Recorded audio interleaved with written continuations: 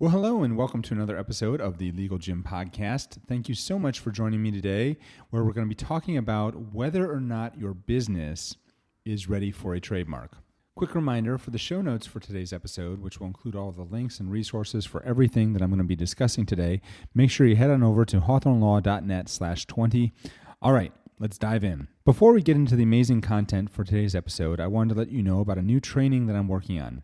I'm going to be teaching my 4R framework to get your trademarks registered quickly and easily. In addition, I'll be sharing the top 3 mistakes I see online entrepreneurs make that can sabotage their brand and even force them into bankruptcy.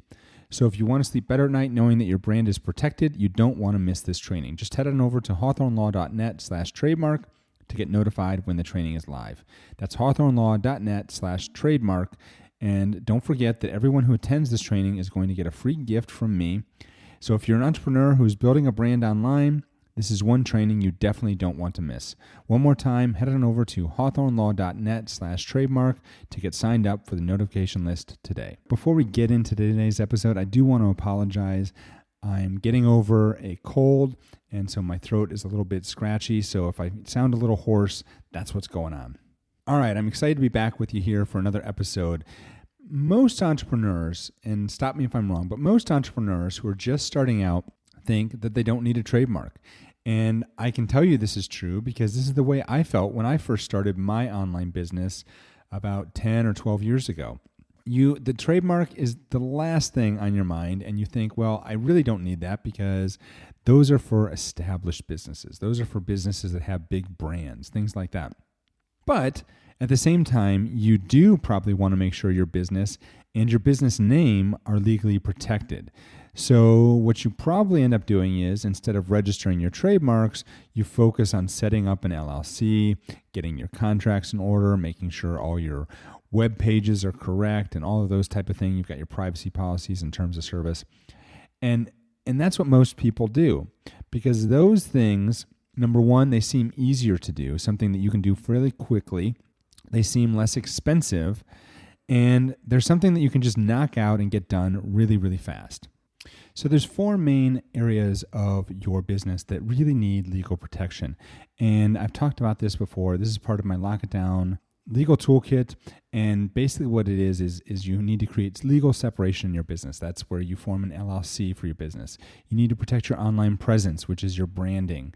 You need to make sure your copyrights are protected. And you need to make sure your contracts are in order so that you protected all of your relationships. And when you look at those 4 things, most people focus on creating that legal separation with the LLC and on the contracts portion of the legal protections that you need.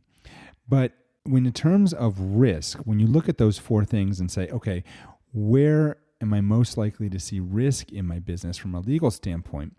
The number one area that most people miss is with their branding, with their online presence. It is so easy for a competitor to come in, especially if you're doing a really great job. You're promoting your business, you're running ads, you've got a website that's gaining some traction on social media and through SEO. It's really easy for a competitor to come in and look at your brand and say, that's a pretty cool brand. I can steal that brand and register my own trademark for that brand. That's one thing they can do.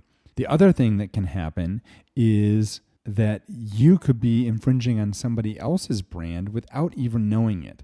And that's a bigger problem. Well, both of these are big problems, but that is a big problem from the standpoint that if you're doing that, once you get bigger and you get well known for your brand, and somebody else sees that you're actually using the same name that they've already trademarked in their brand, then they can send you a cease and desist letter and ask you to basically rebrand your business, go out of business, and basically stop selling under that brand name. You are a lot less likely to get sued by a client, especially when you're just getting started, than you are to have your trademark stolen or to become an accidental infringer of somebody else's brand. So if you are trying to build a legitimate business, then you are not only ready to get your brand trademarked, and by trademarked, I mean you really are just taking the name that you are already using as a trademark and filing for federal protection, but it is imperative that you get your trademark application filed as quickly as possible. Nobody wants to wake up to find a cease and desist letter in their email box or to do a trademark search only to find that a competitor applied for the name that you wanted to use a week before you did your search. And that's a true story that actually happened with a client of mine earlier this year. Or to be afraid to promote your brand for fear that somebody's going to steal your name. That's the last place you want to be, is you've got this great name, this great brand, but you haven't filed for federal protection. And so you're actually afraid to go out and tell the world about the brand that you're building. So if you have a great name for your business, then you literally owe it to yourself to make sure it's protected. And that requires, number one, doing a comprehensive trademark search to make sure that you're not infringing on anybody else's brand. And number two, submitting a federal trademark application to start the process of claiming the legal rights to your brand name. If you'd like to learn more about how we can help you in this process, head on over to hawthornelaw.net/TM-video, where you can learn more about what it means to get your brand trademarked and how we can help you with that process. All right, all you Legal Gym listeners, now that you know more about why it is so important that you protect your brand name with a federally registered trademark, you are ready to implement. Because if there's one thing that we love to do over here at the Legal Gym, it's to take massive action. So if you haven't already, make sure to check out the show notes page for today's episode. You can get a rundown of all the links and resources that we talked about here today by visiting hawthornelaw.net/20. And that's going to be the home base for all of your legal and business tools and resources to help you start, build, and yes, legally protect your online business. Thank you so much for listening, and I look forward to seeing you in the next episode.